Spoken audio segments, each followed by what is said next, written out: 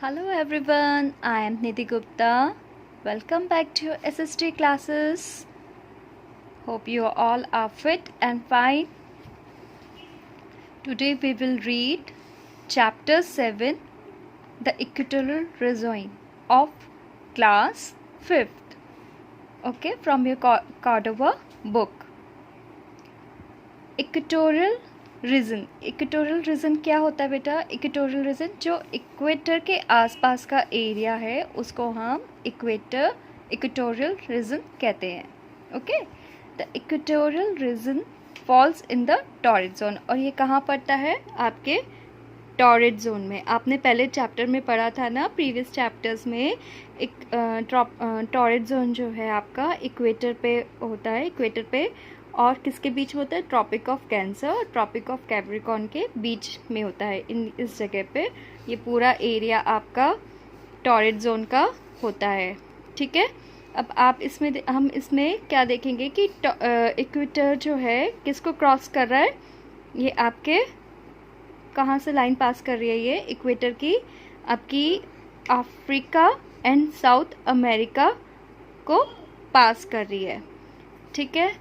और ये एरिया आपका टॉरिड जोन में फिर आता है, जिसकी क्लाइमेट जो है क्या होती है? Try to remember. Yes, hot and wet climate होती है यहाँ की. ठीक है.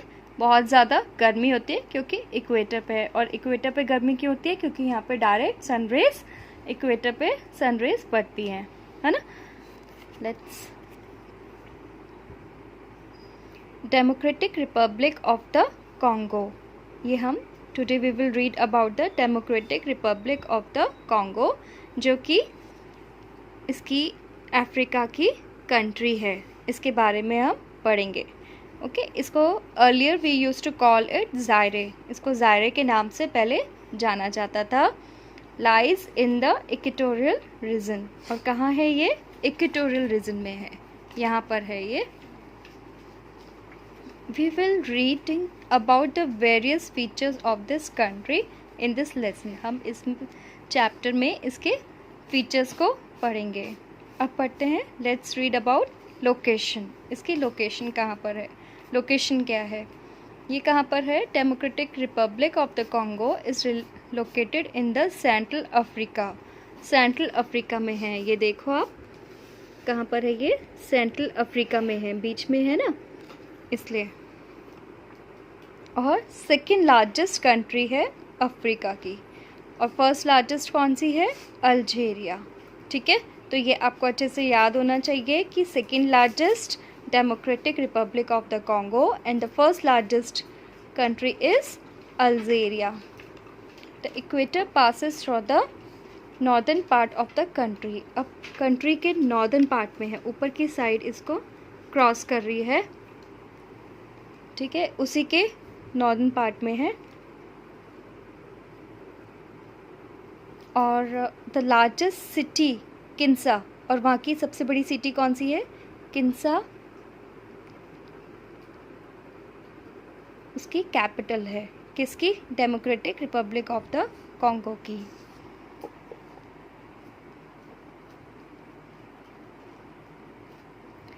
Democratic Republic of the Congo is surrounded by the 9 countries. ठीक है. 9 कंट्रीज से सराउंडेड है. Let's see. वेस्ट साइड में रिपब्लिक ऑफ द कॉन्गो है. इसके वेस्ट साइड में रिपब्लिक ऑफ द कॉन्गो है. ये देखो. साउथ में अंगोला एंड ज़ाम्बिया. साउथ कहाँ होगा? यहाँ पे अंगोला एंड ज़ाम्बिया. नॉर्थ में सेंट्रल अफ्रीका रिपब्लिक. नॉर्थ में क्या है? सेंट्रल अफ्रीका और अफ्रीकन रिपब्लिक है. ईस्ट में उगंडा, रवांडा एंड बुरुंडी, तंजानिया. ये देखो, Tanzania, उगंडा,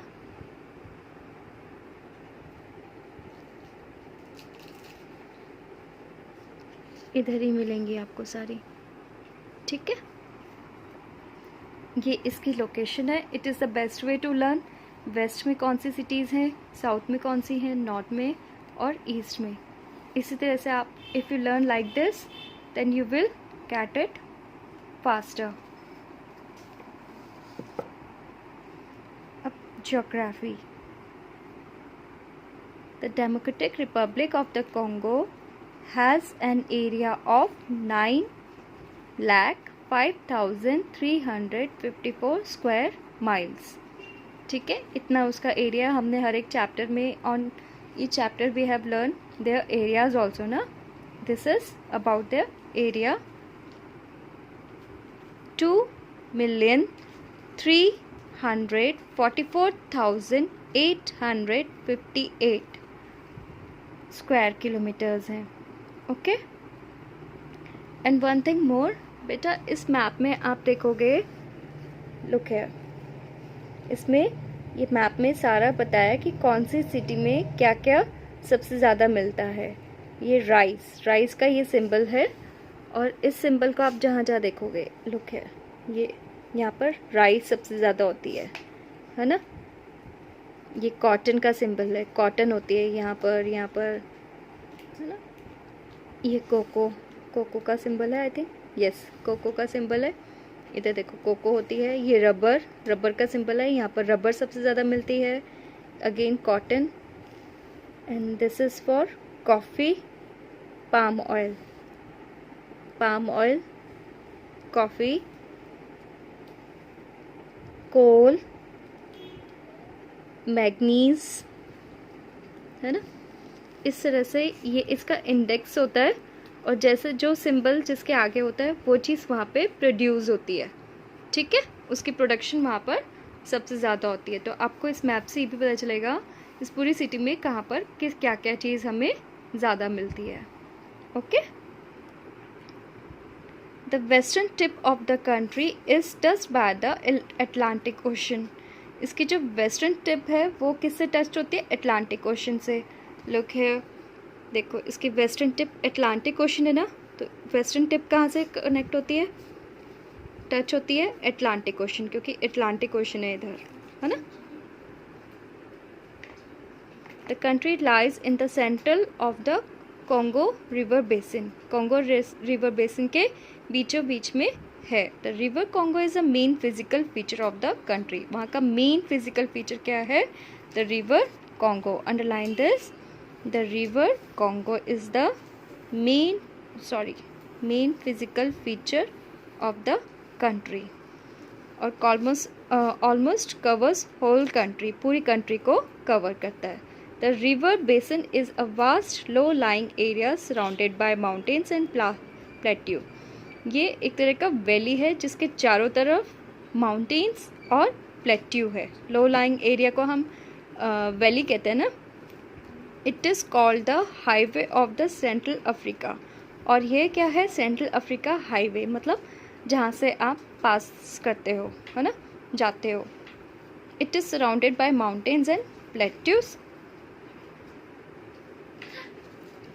The Rwenzori Range lies in the northeast and Mitumba Mountain Range lies in the southeast.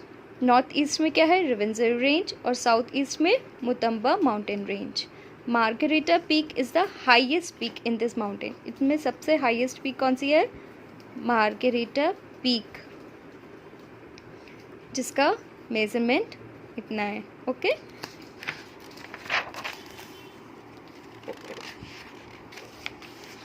Let's turn the chapter page. The Sahaba Plateau lies in the south. Sahaba Plateau कहाँ पर है? South में. Angola Plateau lies in the southeast. The country is also known for its 4 lakes. यहाँ पर 4 lakes हैं. कौन कौन सी? Albert, Edward and Kiva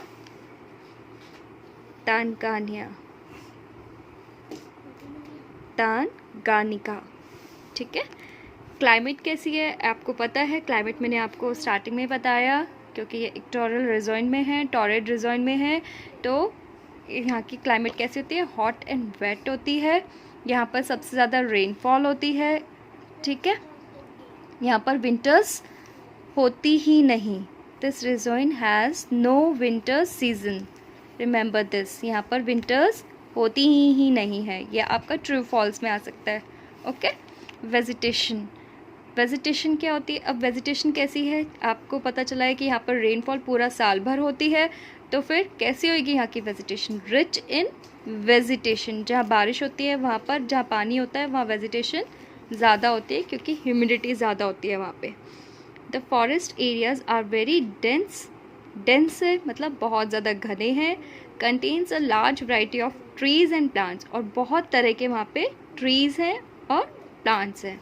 कौन कौन से? There are grasses, shrubs, creepers, climbers and tall trees. You must know grasses जहाँ पे घास, श्रब्स झाड़ियाँ,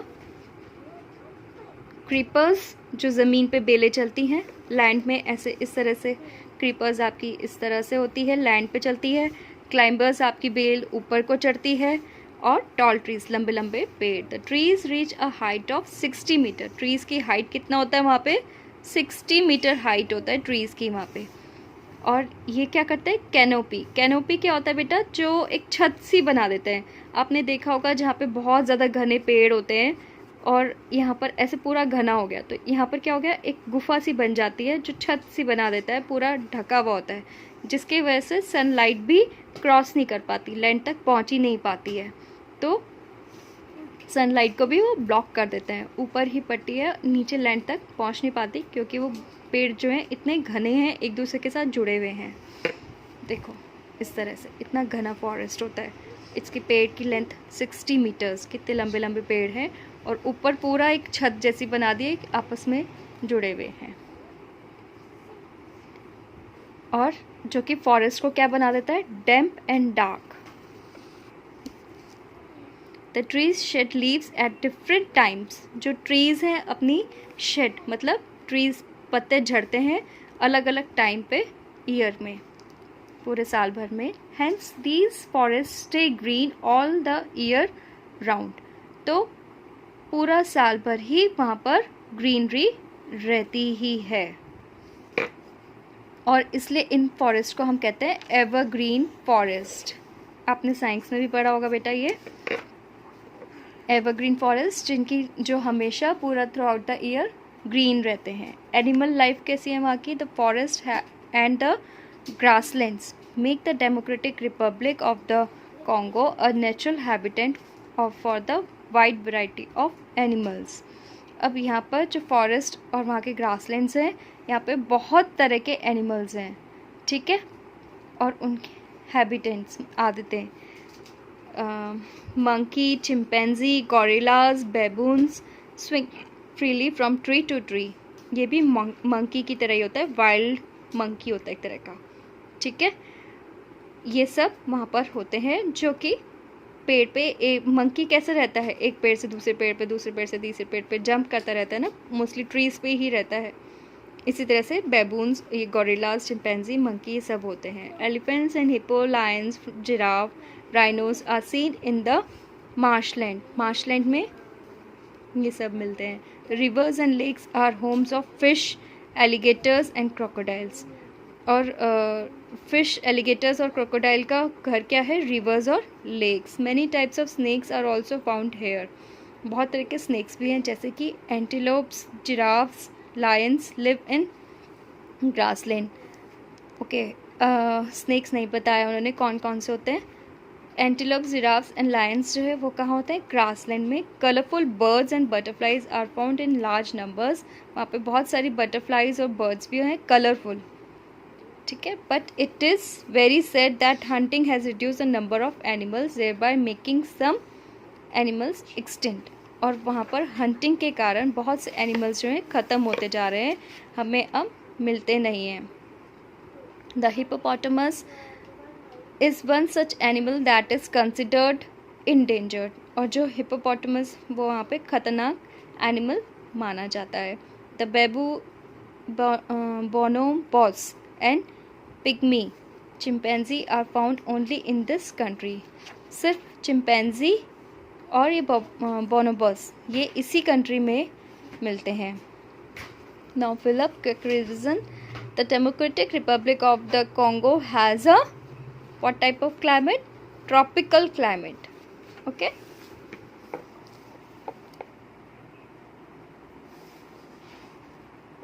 People and culture. The people of the Democratic Republic of the Congo belongs to different cultural groups. अलग अलग groups को belong करती है. The region is thinly populated and people are scattered in different villages and towns. Some people have migrated to towns to work in mines and factories and have also adopted Western lifestyles. अब democratic people वहाँ के लोग कैसे होते हैं? अलग अलग culture है वहाँ पे, ठीक है. थिनली पॉपुलेटेड है, बहुत कम लोग रहते हैं और अलग अलग विलेजेस में स्कैटर्ड मतलब अलग अलग विलेजेस में बिखरे हुए हैं, टाउन्स में. कुछ पीपल जो है माइग्रेट कर गए हैं, यहाँ से चले गए हैं टाउन्स की तरफ, माइंस की तरफ, फैक्ट्रीज़ की तरफ, क्योंकि जहाँ काम होगा लोग भी वहीं जाएंगे. माइंस और फैक्ट्रीज़ में काम मिलता है, इसलिए उन्होंने उधर माइग्रेट किया है, चले गए हैं. और वेस्टर्न स्टाइल उन्होंने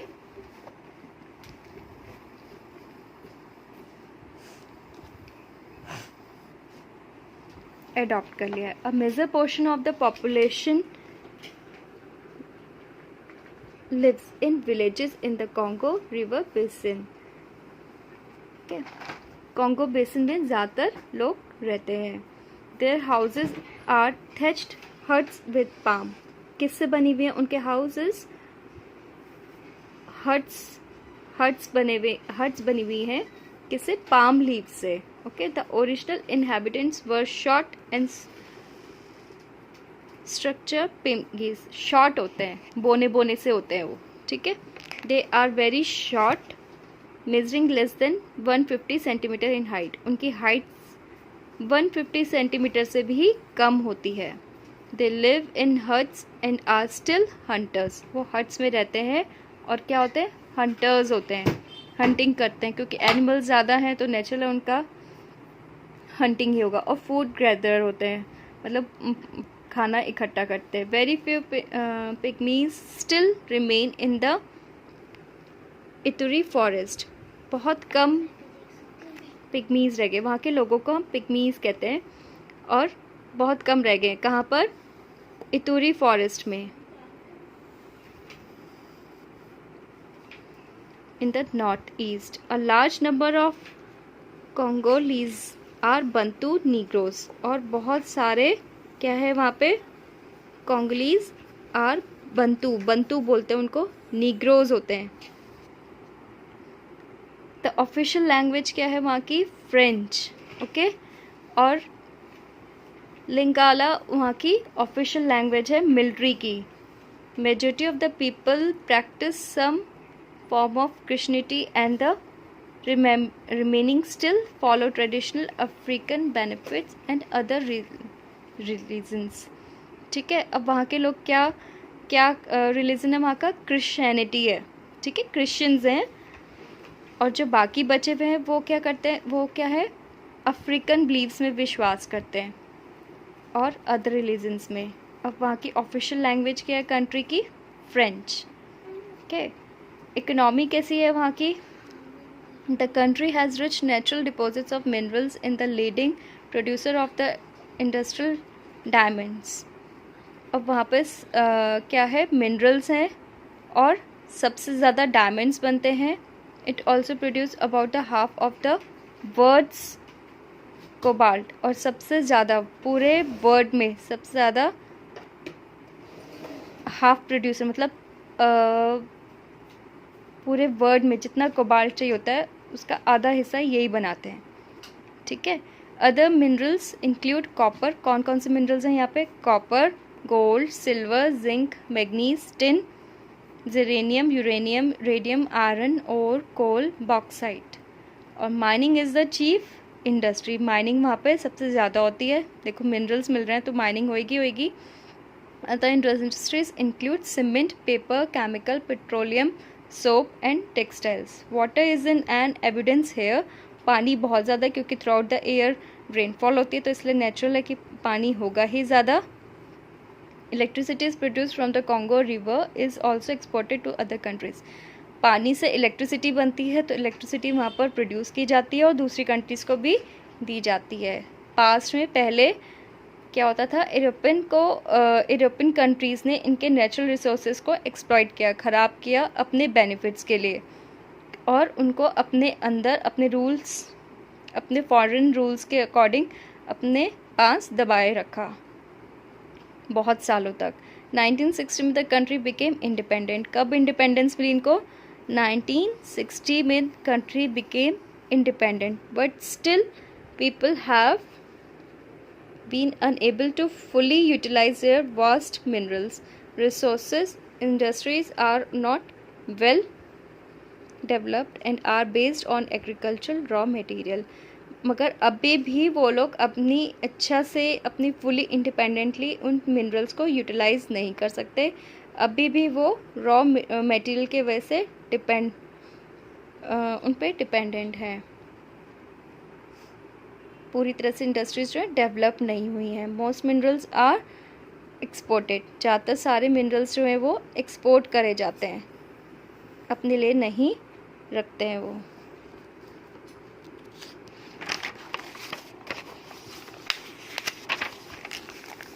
नाउ ऑक्यूपेशन क्या है? फार्मिंग उनका मेन ऑक्यूपेशन है। Large areas of forest have been cleared for farming. The chief crops cultivated are rice, maize and cassava. वहाँ पर chief crops कौन कौन सी मिलती हैं? Rice, maize and cassava.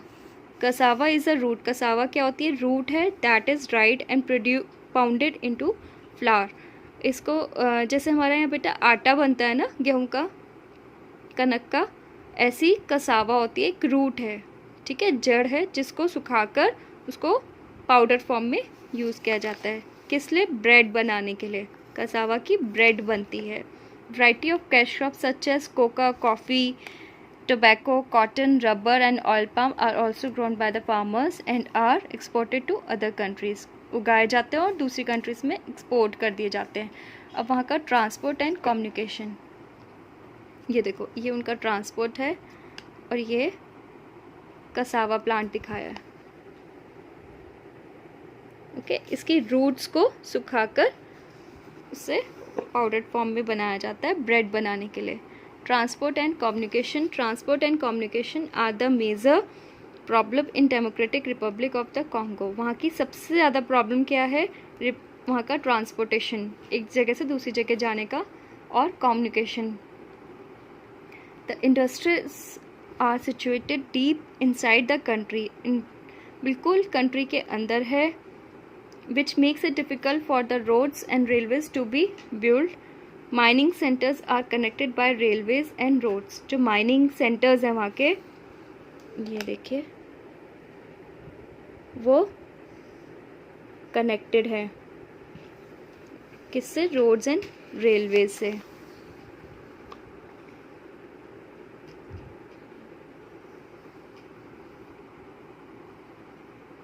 mining center, the most important means of transport here is water transport. वहाँ पर सबसे ज़्यादा मेन ट्रांसपोर्ट क्या है? Water transport. Air transport is becoming popular. अब वहाँ पर धीरे धीरे एयर ट्रांसपोर्ट भी पॉपुलर होता जा रहा है और मेन ट्रांसपोर्ट वहाँ का वाटर ट्रांसपोर्ट है। अब वहाँ की सिटीज़ के बारे में पढ़ेंगे।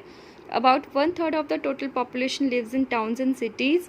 द कैपिटल सिटी 1/3, देखो सिर्फ वहाँ की 1/3 पॉपुलेशन है जो टाउन्स और सिटीज़ में रहती है। वहाँ की कैपिटल हमने बताया था Kinshasa is the largest city है और उसकी कैपिटल है। पॉपुलेशन कितनी है वहाँ की? 1 मिलियन से ज़्यादा है। Some of the other cities include Lubumbashi and Mbujimayi, Kisangani and कानानगा।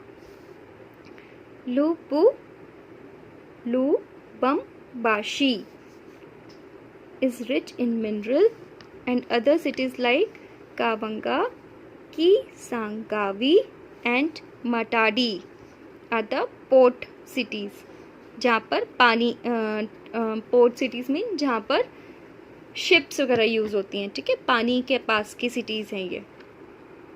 Consumer goods such as shoes, textiles are manufactured in the cities of Kinshasa and Lubumbashi.